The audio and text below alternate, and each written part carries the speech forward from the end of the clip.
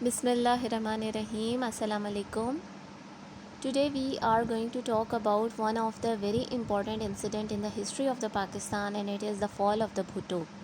Whenever we talk about the fall of the Bhutto, the one thing that will always come to the mind of the people is the judicial assassination. So let us begin our today's class and see how did the government of the Bhutto end and how was he given the death sentence.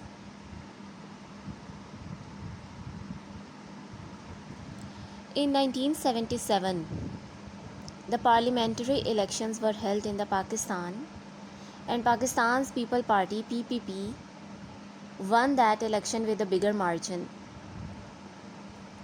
Zulfikar Ali Bhutto again was nominated as the Prime Minister of the Pakistan, but the opposition all over the country, they started talking about the rigging.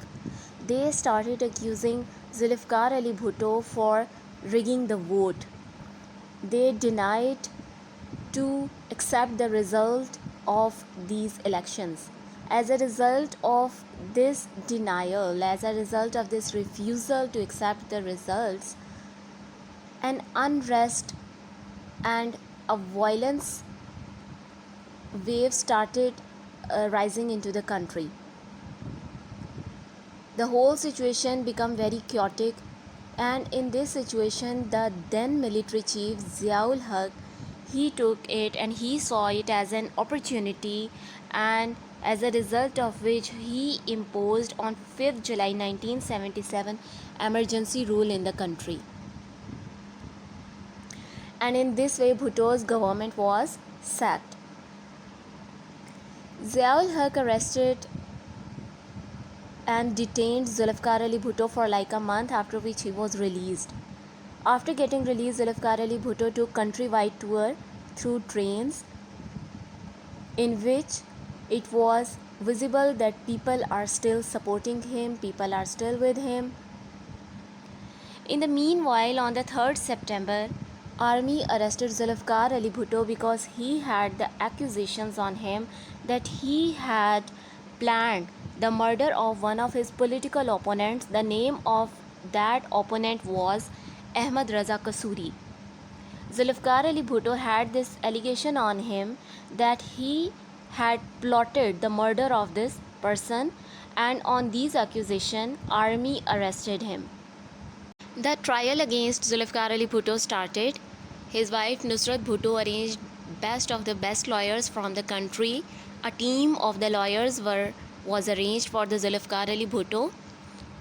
After few days of the trials, the court gave the verdict that the evidence against the Zulfikar Ali Bhutto is not enough, and hence he was released on the bail.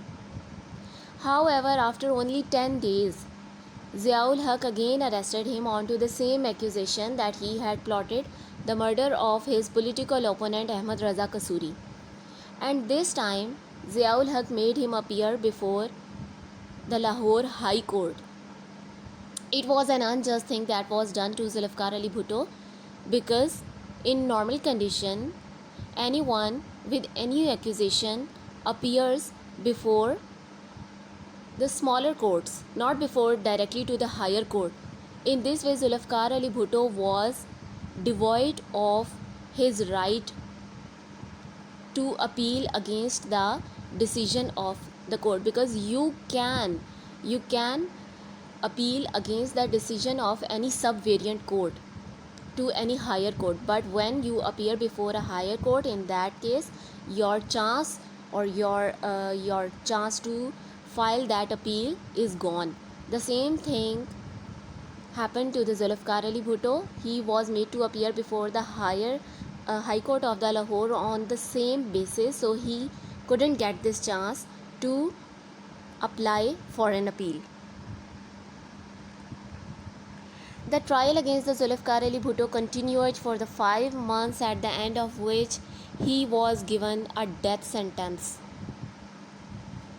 It was a completely unjust punishment, a completely unjust verdict that was given.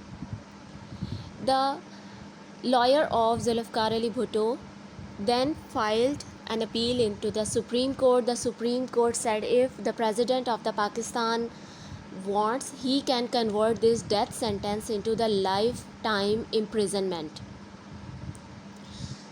The lawyers of the Zulfikar Ali Bhutto went to the President of Pakistan. At that time, the President of Pakistan was Ziaul Haq.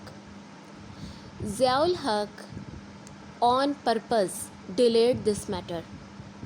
When he was inquired about the application, he gave this bogus reason that the application had gone missing and that he doesn't know anything about the application.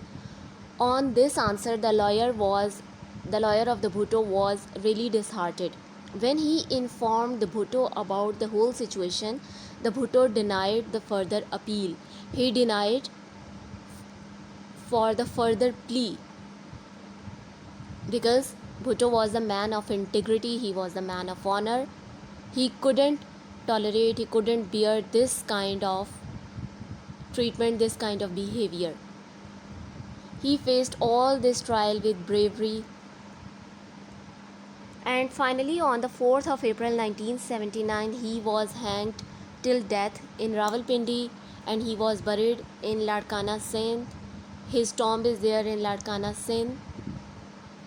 So this was the story of one of the most brave political leaders of the Pakistan and how did he end up in the gallows. Even today, most of the people believe that the death sentence that was given to the Zulfikar Ali Bhutto was unjust, and the whole trial that was conducted through the courts was also an excuse only to kill the Bhutto, because he was a very revolutionary person, he was an anti-capitalist. He was there and his aim was to eradicate and to abolish the capitalism, and along with it there are many things that are on the credit of the Bhutto. So this was all about it. If you further want to learn about it, please do let me know so I can guide you. Thank you so much. Take care.